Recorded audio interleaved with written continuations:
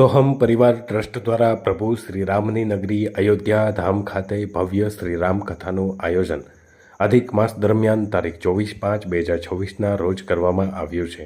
આ આયોજન નહીં નફાના ધોરણે કરવામાં આવ્યું હોય તે માટે ધર્મપ્રેમીઓએ વહેલી તકે પોતાનું નામ રજીસ્ટર કરાવી લેવું જરૂરી છે. પૂજ્ય આચાર્ય શ્રી ધનંજયભાઈ વ્યાસ તથા રસપાન કરાવશે તેમજ કથા વિરામ બાદ તારીખ 29/5/2026થી ધાર્મિક યાત્રાનું પણ આયોજન થશે, જેમાં ચિત્રકૂટ, પ્રયાગરાજ, વારાણસી સહિત યાત્રા સામેલ રહેશે.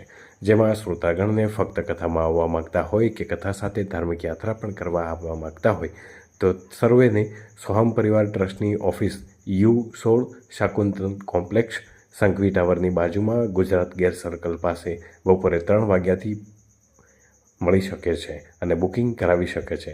વ્યવસ્થાના ભાગરૂપે ટ્રેનમાં ટિકિટ બુકિંગ કરાવવા હોવાથી તારીખ 1/3/2026 પહેલાં પોતાનું નામ રજીસ્ટર કરી લેવું જરૂરી છે, તેમ આચાર્ય અશોકભાઈ જોશી તેમજ ગિવાણ શુક્લએ વિસ્તૃત માહિતી આપી હતી. અશોકભાઈ, આપે ખૂબ સુંદર પ્રશ્ન પૂછ્યો છે.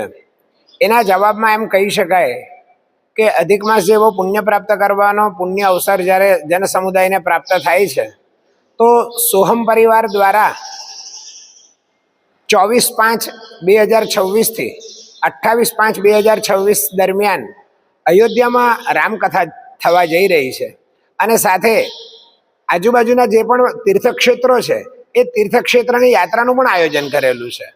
તો શાસ્ત્ર અનુસાર જો જોવા જઈએ તો શ્રીમદ ભાગવત સપ્તાહ છે, ભગવાન રામચંદ્રજીનું સમગ્ર ચરિત્ર જેમાં અંકિત થયેલું છે એવા રામાયણનું અને રામચરિત્રનું પણ જો શ્રવણ કરવામાં આવે તો સોહમ પરિવાર શ્રી ધનંજયભાઈ વ્યાસ દ્વારા રામકથાનું આયોજન આ રીતે 24/5થી 28/5/2026 સુધીનું કર્યું છે. તો તેનો લાભ લેવો જોઈએ બધાએ. અને એની સાથે જે તીર્થયાત્રા વારાણસી, ચિત્રકૂટ વગેરે જગ્યાએ પણ લઈ જવાના છે તો એ તીર્થક્ષેત્રમાં દર્શન કરીને પણ અને ત્યાં જપ તપ કરીને પુણ્ય પ્રાપ્ત કરે તો એના જેવું ઉત્તમ બીજો કોઈ ઉપાય અધિક માસ નિમિત્તે છે નહીં. શાસ્ત્રમાં બતાવ્યા અનુસાર અધિક માસને મલમાસ કહેવામાં આવ્યું છે અને અધિક માસની કથાઓમાં અને દરેક જગ્યાએ ભગવાન નારાયણે સ્વયં એવો ઉલ્લેખ કર્યો છે કે અધિક માસ એ મારો વિભૂતિ માસ છે અને માક્ષર મહિનો તો વિભૂતિ માસ છે જ, પણ સાથે અધિક માસને એક અનેરું મહત્વ ભગવાને સ્વયં પ્રદાન કર્યું છે. તો તે દરમિયાન એક જ દ્રષ્ટાંતથી સમજાવું કે એક ગુંજાભર સુવર્ણનું દાન કરવાથી પણ મેરુ સમાન સુવર્ણ દાન કર્યું હોય એટલું પુણ્ય પ્રાપ્ત થાય છે.